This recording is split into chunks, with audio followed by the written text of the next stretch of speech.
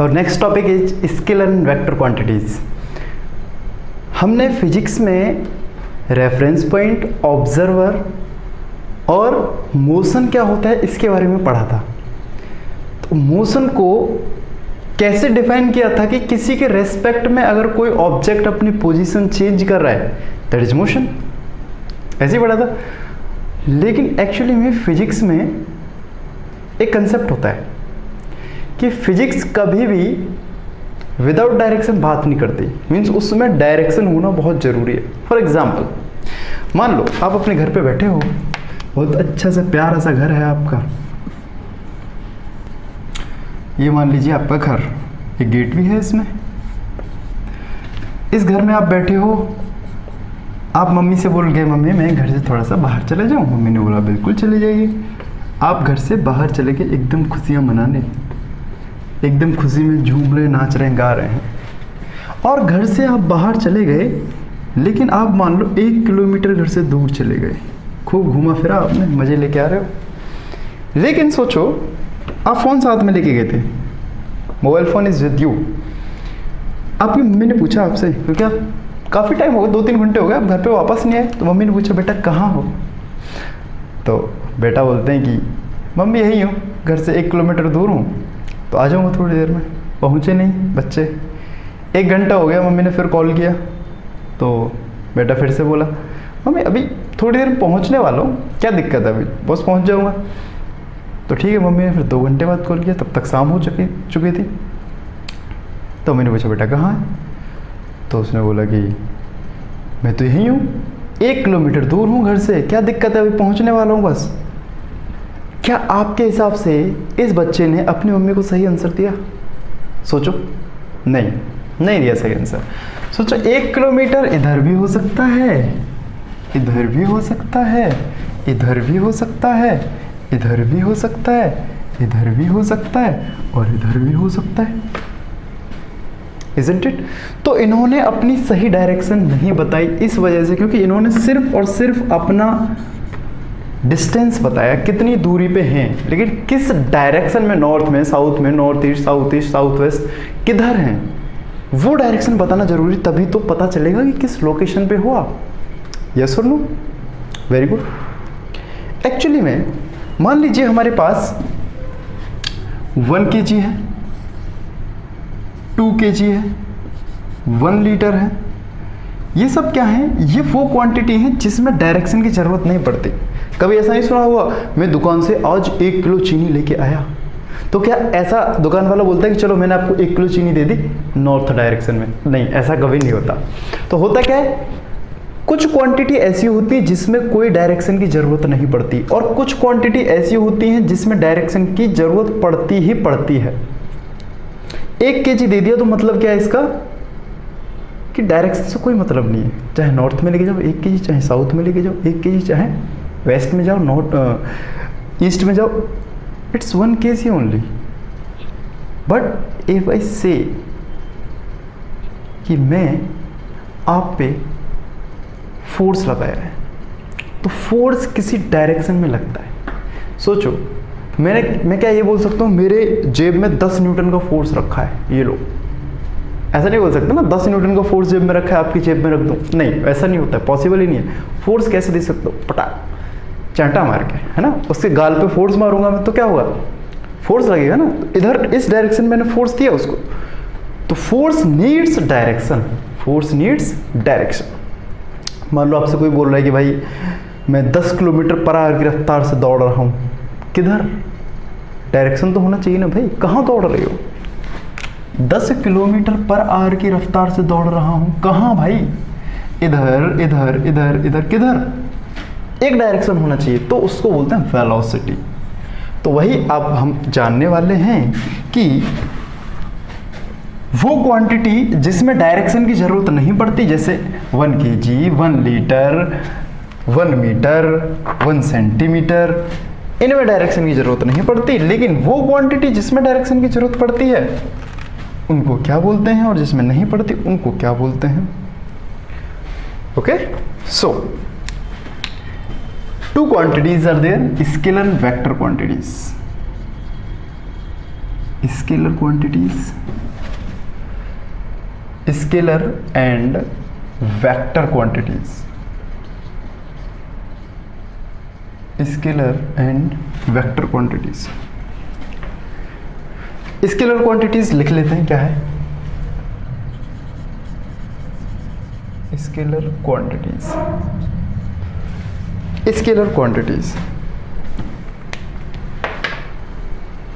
वो क्वांटिटी जो सिर्फ और सिर्फ अपने मैग्नीट्यूड से ही डिस्क्राइब्ड हो जाए, एक्सप्लेन हो जाए, अंडरस्टैंड हो जाए, समझ में आ जाए, वो सिर्फ और सिर्फ अपने मैग्नीट्यूड से, उन क्वांटिटीज को हम क्या बोलते हैं, scalar quantities.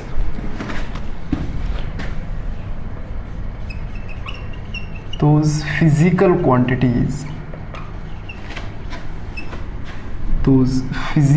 quantities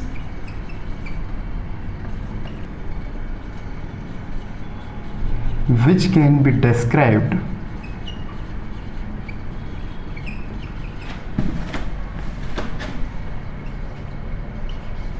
by its magnitude, which can be completely described।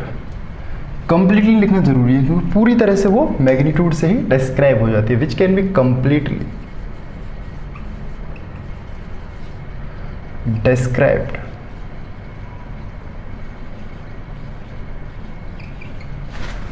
by its magnitude are called scalar quantities।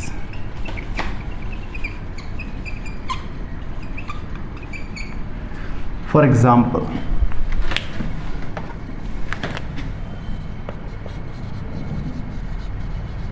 उदाहरण के लिए डिस्टेंस, मास, वॉल्यूम, टेम्परेचर,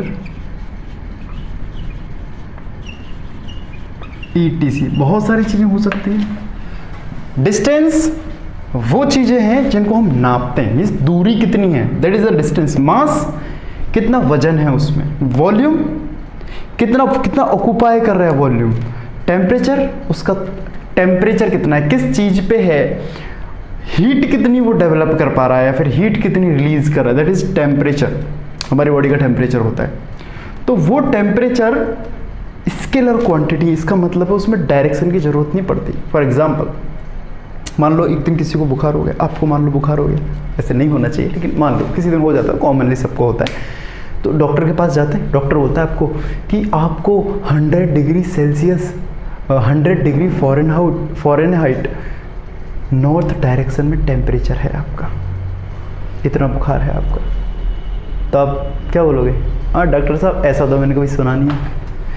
डॉक्टर बोल रहा है कि आपको 100 डिग्री फ़ारेनहाइट नॉर्थ में बुखार है, ऐसा तो कभी नहीं सुना। सिर्फ वो बोलता है 100 डिग्री फ़ारेनहाइट, सिर्फ इतना टेम्परेचर है आपकी बॉडी का, डायरेक्शन से कोई लेना देना नहीं है। वैसे वॉल्यूम कोई डायरेक्शन से लेना देना नहीं है, मास डायरेक्शन से कोई लेना देना नहीं है। So these quantities are called scalar quantities. Similarly vector quantities, vector quantities, तो अभी फिजिकल क्वांटिटीज भी बताता हूं क्या होता है। तो physical quantities which can be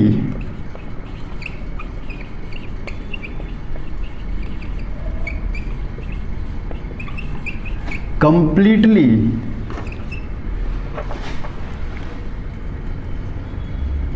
specified by its magnitude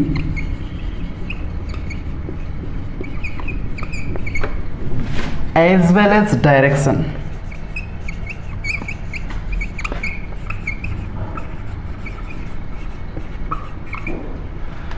वो क्वांटिटीज, वो physical quantities, those physical quantities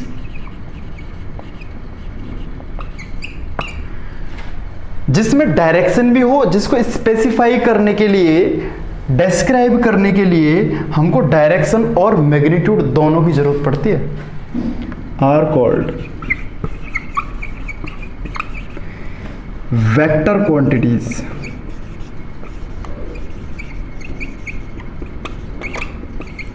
are called vector quantities. For example,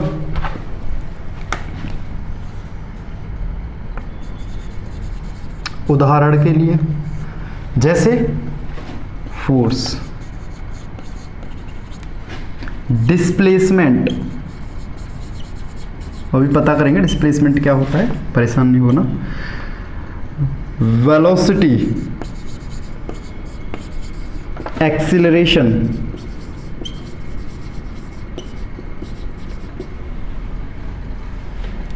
etcetera, बहुत सारी चीजें हो सकती हैं ऐसे। ये सारे एग्जाम्पल्स हैं वेक्टर क्वांटिटीज के, और ऊपर सारे एग्जाम्पल्स हैं स्केलर क्वांटिटीज के। एक्चुअली फिजिकल क्वांटिटी क्या होती है, हमने लिखा है ना बार बार, those physical quantities, those physical quantities.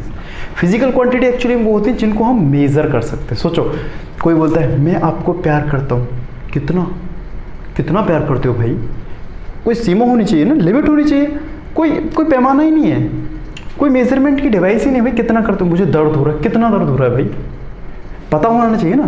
वो फिजिकल क्वांटिटीज होती हैं जिनको हम मेजर कर सकते हैं, जैसे पेन हो गया, प्लेजर हो गया, लव हो गया, उन चीजों को हम मेजर नहीं कर सकते। That's why they are not called physical quantities. Physical quantities are those quantities that can be measured by any scale.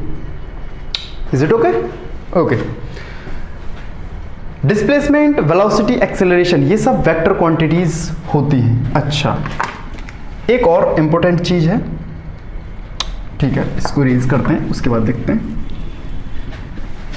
कि जो स्केलर क्वांटिटीज होती हैं और जो वेक्टर क्वांटिटीज होती हैं, एक्चुअली में स्केलर क्वांटिटीज के पास में सिर्फ और सिर्फ ऐसा नहीं है कि बस मैग्नीट्यूड हो, उनके पास में डायरेक्शन भी होती है, और उनके पास में यूनिट भी होती है। Sorry, scalar quantities, scalar quantities, जो स्केलर क्वांटिटीज होती हैं उनके पास मैग्नीट्यूड प्लस यूनिट, जैसे 10 kg, 10 क्या मैग्नीट्यूड है। मैग्नीट्यूड क्या होता है?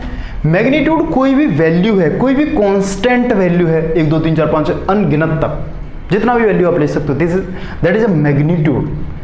और यूनिट क्या है? यूनिट वो क्वांटिटी जिस स्केल में उसको मेजर किया है। भाई डिस्टेंस को मीटर में, किलोमीटर में, सेंटीमीटर में, मिलीमीटर में, इस सब में हम मेजर करते हैं। वैसे ही मास को हम किस में मेजर करते हैं? KG, 1 kg, 2 kg, 3 kg, 4 kg, इसमें मास को मेजर करते हैं। तो ये क्या है? Scale, that is it is scale unit. ये स्केल है एक जिसमें हमने मेजर की हैं चीजें। ये क्या? ये कांस्टेंट क्वांटिटी है, ये कांस्टेंट वैल्यू है। ए भी हो सकती है, बी भी हो सकती है, सी भी हो सकती है, क्योंकि कांस्टेंट वैल्यू है। तो ये तो होती है scalar quantity. At the same time कुछ वेक्टर क्वांटिटीज भी होती हैं। वेक्टर क्वांटिटीज, वेक्टर क्वांटिटीज के पास में क्या क्या होता है? इनके पास में कुछ और चीजें भी होती हैं। भाई मैग्नीट्यूड तो होता ही होता है, प्लस यूनिट भी होती है, और प्लस इनके पास डायरेक्शन भी होना जरूरी है, मस्ट है। डायरेक्शन होना मस्ट है। जैसे 10 किलोमीटर पर आवर इन साउथ, साउथ में 10 किलोमीटर पर आवर की रफ्तार से गाड़ी कोई भी रन कर रही है, दौड़ रही है, तो हमने बोल दिया कि वो एक वेक्टर क्वांटिटी, क्योंकि इसके पास डायरेक्शन है। तो मैग्नीट्यूड तो है ही और यूनिट भी है, डायरेक्शन भी ऐड हो जाती है। तो हम स्केलर क्वांटिटीज को कैसे लिख सकते हैं? स्केलर वेक्टर क्वांटिटीज को हम कैसे लिख सकते हैं? Vector quantities,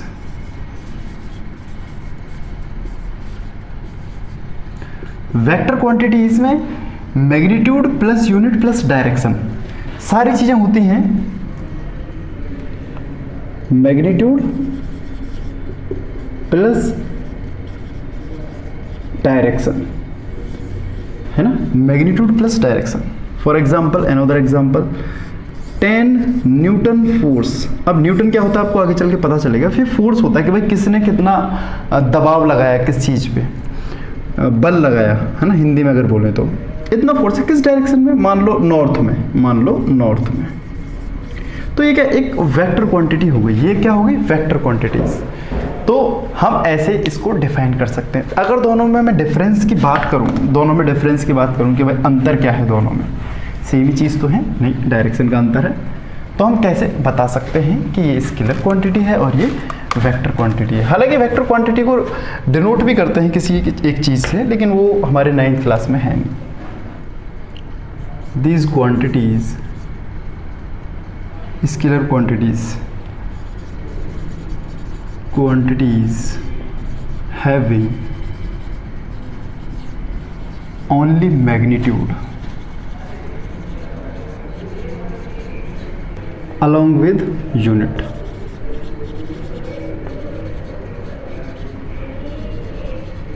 along with unit के साथ साथ, लेकिन इनके पास क्या है, magnitude as well as direction. These quantities having magnitude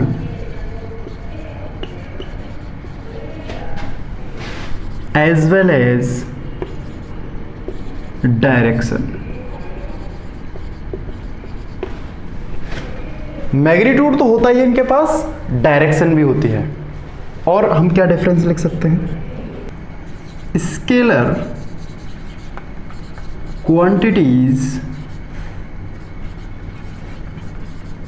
can be added arithmetically। Example के लिए, for example 4 kg 14 kg plus 6 kg total कितना आ जाएगा, 14 kg प्लस 6 kg कितना आ जाएगा, 20 kg। तो बस सिंपली ऐड कर दिया, 14 प्लस 6 20 kg। लेकिन वेक्टर में ऐसा नहीं होता है। Vector quantities